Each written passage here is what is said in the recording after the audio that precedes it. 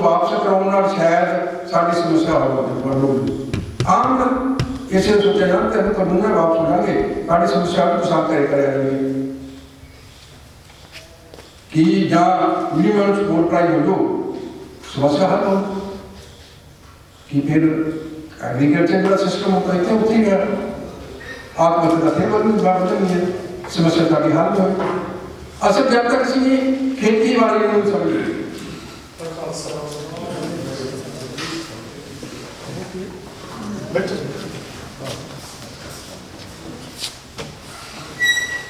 जब तक असी खेती बाड़ी के स्टाइल को समझे,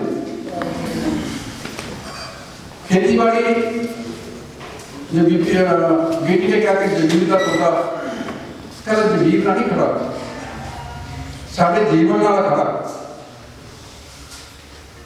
जिन्हें एग्रीकल्चर है 100% ही जीव जंतु तो लैके मनुख तक जिते फलता, भावें वो खाण पीन के रूप हो, भावें वो कार्बन डाइऑक्साइड को कन्वर्ट करके ऑक्सीजन के रूप हो। अज जो असीं खेती को देखते हैं पुराने स्टाइल आ रहा है चल रहा है स्टाइल साड़ी सेहत भी खराब करती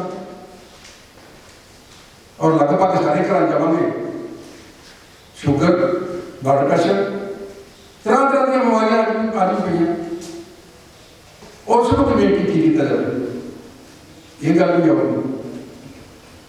और जे आप ये कह रहे कि बीजेपी ही इतने कानून लैके आई है, बाकी पार्टियों को सर्टिफिकेट दे दिए तक क्लीयर सी ये सिस्टम तो 2003 तो स्टार्ट हो गया जब पुलिस का अटल बिहारी वाजपेयी लैके आया, 5 कैबिनेट ने सरकार ने पास करता, मंडियों का रूप करता कि प्राइवेट मंडी लाइसेंस लैके नहीं चला सकता।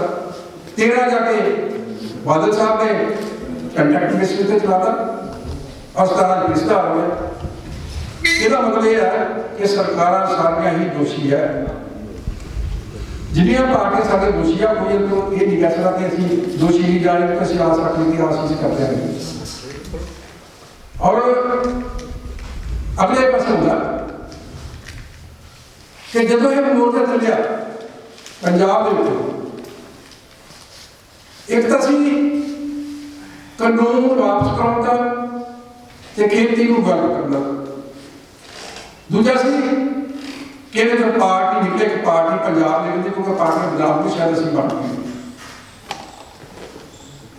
और ये दो नाले बिचों आए और उस हिसाब से काम हुए आप देखते हैं जिस तरह पंजाब में मोर्चा कटना लगते हैं अज भी ऐसे चल रहे हैं। कुछ जिससे लोगों ने दिख लिया कि पंजाब का जे आप पार्टी बन जाए जो असं फैडरल ढांचे अं सिर्फ गल कर लिए तो फैडरल ढांचे सारी समस्या हल होगी, इतने गल होगी पर लोगों की गल कदों करोगे जो लोगों कितों तक पावर मिले, लोगों की पावर की हो कि वो सरकारों को मंगते रहे, समस्या इतनी खड़ी है। फिर उस बाद कि एग्रीकल्चर पुराने सिस्टम के नाल वही कैमिकल सिस्टम चलता रहे, वो दवाइयां का सिस्टम चलता रहे और इसको सानू दोबारा सोचना पड़ेगा, रीऑर्गेनाइज करना पड़ेगा खेती होगी किस टाइम के असं भुल जाते हैं कि जो खेती का पुराना स्टाइल चलता है बाबे नानक का स्टाइल से किन्ने किसानों ने आत्महत्या की, उदों कि भुखे लोग मरते थे। जो अंग्रेज आए उन्होंने शॉर्ट की कि देखो फलानी थां से आन का भंडार खत्म हो गया, फलानी थां से हो गया क्यों जो खेती का स्टाइल उन्होंने किया नील की जी खेती कराई और कणक तो उगानी बंद करती, ये लोड़ नहीं जितनी जिन्नी लोड़ कर दो उसमें भुखमरी भी आई। असल जो कुछ सिस्टम कर रहा असं केवल चुन जाने को ही करते हैं उधर चलता रहूगा तो सानू सिस्टम से बाहर निकलना पड़ेगा, सानू एक यहो जी नवा कल्चर लेना पड़ेगा और जिन्हें नवी बाबे नानक गल की ये ठीक है कि स्टाइल वो मैं मेरा कहना भावे नहीं कि बल रख लोगे बोते रख लोगे उसकी नवी टेक्नोलॉजी के हिसाब जी अज खेतीबाड़ी नेचुरल खेती हो सकती है, वो बहुत कुछ मिलूगा। एक विज्ञानी अपने हुए डॉक्टर साक्षरता उसने ये बहुत जोर दिता। एक तो ये किया कि जो पराली वाला कानून आया वो ये कह रहा है कि दिल्ली में साड़ी हवा नहीं जा सकती, पर उसने उन्हें काफ़ी रिसर्च की कि पंजाब की हवा की कार्बन डाइऑक्साइड जो वगैरह पैदा कर दिल्ली नहीं पहुँच सकता। दूसरा है वो कह रहा कि जितनी खेती है वो कार्बन डाइऑक्साइड कारखानेदार है, जितनी कार्बन डाइऑक्साइड पैदा करते हैं उन्होंने ऑक्सीजन कन्वर्ट कर दिया जो उनका पैसा के मुल हो 1,20,000 करोड़ बनता साल का।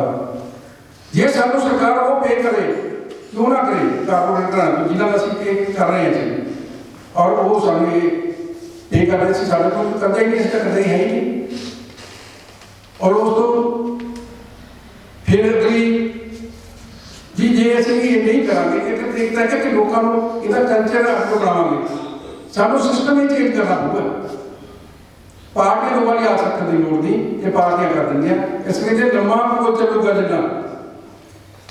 जिन्ना लम्बा को चलूगा उन्ना ही पब्लिक के किसानों के हक च होगा। अज जे असं जो पंजाब जो अं धरने लाए थे शुरू च जे सरकार तक कहती यार कानून वापस करते शायद तुम लोग ना बैठे होंगे ना इन्ने सियाने होंगे।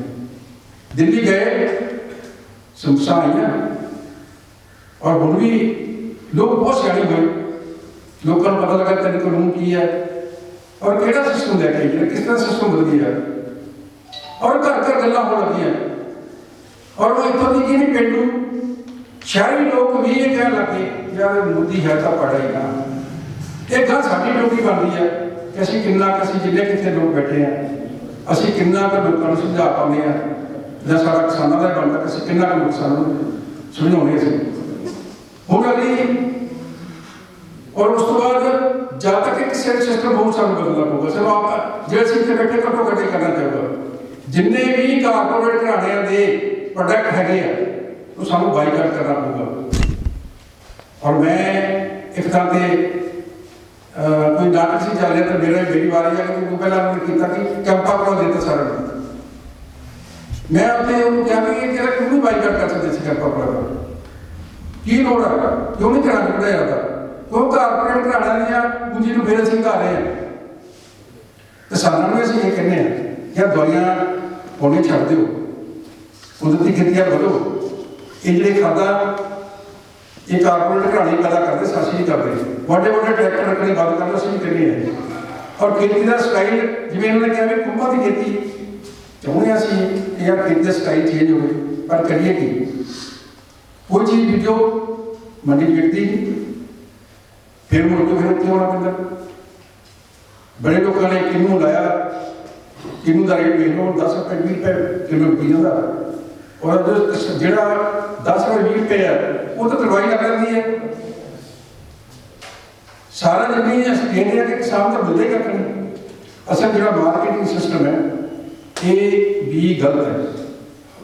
जब तक सानू किसानों को भी करना पड़ेगा तो कोऑपरेटिव खेती सानू बदलना पड़ेगा कि जिन्ना क्योंकि असीं कारपोरेट घराणे दे इदां जे मुकाबला करने का सवाल ही नहीं पैदा होता सानू बार बार बाहर गए सानू एक कोऑपरेटिव खेती वाले बदलना पड़ेगा जिथे सारा पिंड रल के अच्छा मेरा कहने का भाव है कोऑपरेटिव वो भी जो सरकारी है इन्हें बदलना पड़ेगा स्टाइल में और वो मुताबिक असीं नहीं खेती करते और अपने खर्चे नहीं घटाते उन्होंने असीं शायद ना खाने होइए और सानू किसानी के नाल जिन्ने असीं हैल्प करते हैं जिन्ने भी सानू अपने खर्चे घटाने अपने असीं भी कारपोरेट घराणे थोड़ा दूरी वटीए और जी इन्होंने वड्डी वड्डी हट्टा खोलियां इन्हों तो दूर रहिए और छोटे घर के छोटी छोटी दुकानों में जाकर आपदा करिए और असीं उन्होंने हेल्प करिए जिन्हें किसान कर सकते हैं और इस तरह ही उन्होंने होर हेल्प करते हैं होर कि किस रूप से हेल्प कर सकते हैं उनकी हेल्प करते हैं ये सानू संघर्ष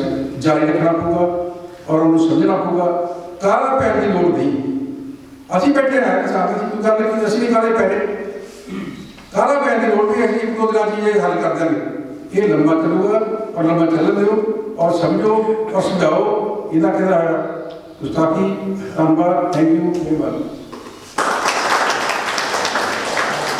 तो ये सन सोढ़ी साहब साढ़े दरम्यान सरदार बलदेव जी सिरसा ਜਿਹੜੇ ਪ੍ਰਮੁੱਖ ਖਾਤੂ ਨੇ ਯੂਥ ਕਿਸਾਨ ਦਲ ਦੇ ਆ ਗਏ ਨੇ। ਸਿਰਸਾ ਸਾਹਿਬ ਬਾਰੇ ਕਿਤੇ ਜਾਣਕਾਰੀ ਦੇ ਮੁਹਤਾਜ ਨਹੀਂ ਹੈਗੇ, ਪਿਛਲੇ ਲੰਬੇ ਸਮੇਂ ਤੋਂ ਅਸੀਂ ਇਹਨਾਂ ਨੂੰ ਜਾਣਦੇ ਹਾਂ, ਨਾਲ ਵਿਚਰ ਰਹੇ ਹਾਂ। ਤਾਨਾ ਬਾਬੂ, ਅਸੀਂ ਨੂੰ ਬਾਬੂ ਦੇ ਬੁਲਾਉਂਦੇ ਹਾਂ। ਸ਼੍ਰੋਮਣੀ ਕਮੇਟੀ ਵਿੱਚ ਜਿਹੜੀਆਂ ਉਣਤਾਈਆਂ ਹੋ ਰਹੀਆਂ ਉਹਦੇ ਵਾਸਤੇ ਜਦੋਂ ਪਿਛਲੇ ਲੰਬੇ ਸਮੇਂ ਤੋਂ ਕਰ ਰਹੇ ਨੇ। ਇਹਨਾਂ ਨੇ ਆਪਣਾ ਵੀ ਕਿਸਾਨ ਸੰਗਠਨ ਬਣਾਇਆ ਜਿਹਦੇ ਵਿੱਚ ਇਹਨਾਂ ਨੇ ਕਿਸਾਨਾਂ ਦੇ ਗੰਨੇ ਦੇ ਬਕਾਏ ਵਾਸਤੇ ਕਿੰਨੇ ਕੇਸ ਸਰਕਾਰ ਤੇ ਕੀਤੇ ਨੇ, ਉਹਨਾਂ ਨੂੰ ਮੁਆਵਜ਼ਾ ਲੈ ਕੇ ਦਿੱਤਾ ਹੈ। ਹੁਣ ਸ਼ਾਇਦ ਮੁਆਵਜ਼ੇ ਦਾ ਕੇਸ ਪਾਇਆ ਹੋਇਆ ਹੈ। ਉਸ ਤੋਂ ਇਲਾਵਾ ਤੁਹਾਨੂੰ ਸ਼ਾਇਦ ਬਹੁਤ ਘੱਟ ਬੰਦੇ ਨੂੰ ਪਤਾ ਹੋਏਗਾ, ਪੰਜਾਬ ਦੇ ਇੱਕ ਡੇਰੇ ਨੇ ਕਿਸਾਨਾਂ ਦੀ ਜ਼ਮੀਨ ਦੱਬੀ ਹੋਈ ਹੈ। ਗਰੀਬ ਲੋਕ ਨੇ ਚਾਰੇ ਕਿੱਲੇ 2 ਕਿੱਲੇ ਵਾਲੇ, ਉਸ ਡੇਰੇ ਨੇ ਬੰਨ ਬਣਾ ਕੇ ਉਹਨਾਂ ਕਿਸਾਨਾਂ ਦੀ ਜ਼ਮੀਨ ਨੂੰ ਹੜਪ ਲਿਆ। ਉਸ ਵਾਸਤੇ ਸਰਦਾਰ ਬਲਦੇਵ ਸਿੰਘ ਸਿਰਸਾ ਨੇ ਲੰਬਾ ਅੰਦੋਲਨ ਕੀਤਾ। ਕਿੰਨੇ ਦਿਨ ਨਹੀਂ ਹੋ ਧਿਆਨ ਉਸ ਪੁਲ ਦੇ ਥੱਲੇ ਨੰਗੇ ਝੜ ਬੈਠੇ ਰਹੇ ਨੇ। ਅਸੀਂ ਕੋਈ ਬਾਪੂ ਦੀ ਇੰਟਰਵਿਊ ਰਾਤੀ 11 ਵਜੇ ਗਈ ਸੀ ਤੇ ਕੱਪੜੇ ਲਾ ਕੇ ਬੈਠੇ ਸੀ, ਮੱਛਰ ਜਿਹੜਾ ਸੀ ਤੇ ਧਾਨੇ ਅਸ਼ਰਫ ਜਿਹੜਾ ਉਸ ਵਾਸਤੇ ਕੀ ਬਣਿਆ ਮੈਨੂੰ ਨਹੀਂ ਪਤਾ। ਉਸ ਤੋਂ ਬਾਅਦ ਸ਼ਾਇਦ ਪੁਲਿਸ ਨੇ ਚੱਕ ਲਿਆ ਸੀ। ਸਰਕਾਰਾਂ ਨਾਲ ਮੱਥਾ ਲਾਣਾ, ਉਸ ਵੱਡੇ ਡੇਰੇ ਨਾਲ ਮੱਥਾ ਲਾਣਾ ਕੋਈ ਛੋਟੀ ਜਿਹੀ ਗੱਲ ਨਹੀਂ। ਪਰ ਕਮਾਲ ਹੈ ਇਹਨਾਂ ਦੀ, ਦੇਖੋ ਕੋਈ ਲਫ਼ਜ਼ ਨਹੀਂ ਹੈ ਕਿਉਂਕਿ ਅਸੀਂ ਅੰਮ੍ਰਿਤਸਰੋਂ ਚੰਡੀਗੜ੍ਹ ਆਉਂਦੇ ਉਹਨਾਂ ਦੇ ਬਾਪੂ ਦੇ ਢਾਬੇ 'ਤੇ ਮਿਲ ਜਾਂਦਾ ਰੋਟੀ ਖਾਂਦਾ, ਕਦੀ ਦਿੱਲੀ ਜਾਂਦੇ ਉਹਨਾਂ ਦੇ ਰਾਜ ਉਹਦੇ ਕੋਲ ਬੱਸ ਰੋਟੀ ਦਾ ਖੜਾ ਹੁੰਦਾ, ਬਾਪੂ ਕਹਿੰਦਾ ਬਾਪੂ ਆ ਚਲੀਏ। ਤੋ ਇਹਦਾ ਸੰਘਰਸ਼ਮਈ ਜੀਵਨ ਹੈ। ਔਰ ਹੁਣ ਨਹੀਂ ਕਿ ਕਿਸਾਨ ਮੋਰਚੇ ਹੋਣਾ ਹੈ, ਸ਼ੁਰੂ ਤੋਂ ਹੀ ਇਹਨਾਂ ਮੰਗਾਂ ਵਿੱਚ ਲੱਗੇ ਹੋਏ ਨੇ, ਲੋਕ ਭਲਾਈ ਕਰ ਰਹੇ ਨੇ। ਸੋ ਸਾਡੇ ਅੱਜ ਦੇ ਬੁਲਾਰੇ ਨੇ ਪ੍ਰੋਫੈਸਰ ਜੈਪਾਲ ਸਿੰਘ ਜੀ, ਇਹਨਾਂ ਨੂੰ ਬੇਨਤੀ ਕਰਾਂਗਾ ਉਹ ਆਉਣ। ਮੈਂ ਫਿਰ ਆਪਣੇ ਇਸ ਮੁੱਦੇ ਤੇ ਆ ਜਾਵਾਂ ਕਿ ਸਾਡਾ ਮੁੱਦਾ ਜਿਹੜਾ ਹੈਗਾ ਉਹ ਪੰਜਾਬ ਨੂੰ ਆਪਣੇ ਪੈਰਾਂ 'ਤੇ ਖੜਾ ਕਰਨ ਦਾ ਹੈ ਵੀ ਮੋਰਚੇ ਤੋਂ ਬਾਅਦ ਕੀ ਹੋਣਾ ਹੈ, ਕਿਹੋ ਜਿਹੀਆਂ ਸੰਭਾਵਨਾਵਾਂ ਪੈਦਾ ਹੋਣੀਆਂ। ਸਾਡੇ ਲਈ ਆਉਣ ਵਾਲਾ ਸਮਾਂ ਬਹੁਤ ਜ਼ਿਆਦਾ ਖਤਰਨਾਕ ਹੈ। ਸ਼੍ਰੋਮਣੀ ਅਕਾਲੀ ਦਲ ਨੇ ਐਮਰਜੈਂਸੀ ਦੇ ਖਿਲਾਫ ਮੋਰਚਾ ਲਾਇਆ ਸੀ ਤੇ ਉਹਦਾ ਇਨਾਮ ਸਾਨੂੰ ਦਰਬਾਰ ਸਾਹਿਬ ਦਾ ਅਟੈਕ ਮਿਲਿਆ। ਹੁਣ ਫਿਰ ਪੰਜਾਬ ਉਹਦੀ ਰੋਲ ਅਦਾ ਕਰ ਰਿਹਾ, ਸਾਨੂੰ ਇਹਦਾ ਭੁਗਤਣਾ ਪੈਣਾ ਲਾਜ਼ਮੀ। ਛੋਟਾ ਜਿਹਾ ਝਲਕ ਉਹਨਾਂ ਦਿਖਾਤੀ, ਜਿਹੜੇ ਨਨਕਾਣਾ ਸਾਹਿਬ ਜਾ ਰਹੇ ਸੀ ਉਹਨੂੰ ਰੋਕ ਲਿਆ ਉਹਨਾਂ ਨੇ। ਤੋ ਪੰਜਾਬ ਤੇ ਫਿਰ ਵਿਪਤਾ ਆਣੀ ਹੈ। ਅਸੀਂ ਉਸ ਵਿਪਤਾ ਨੂੰ ਸਮਝਦੇ ਹਾਂ, ਉਹਦੇ ਹੱਲ ਵਾਸਤੇ ਇਸ ਵਿੱਚ ਇਕੱਠੇ ਹੋਏ ਹਾਂ। ਤੋ ਮੈਂ ਬੇਨਤੀ ਕਰਦਾ ਪ੍ਰੋਫੈਸਰ ਜੈਪਾਲ ਸਿੰਘ ਜੀ।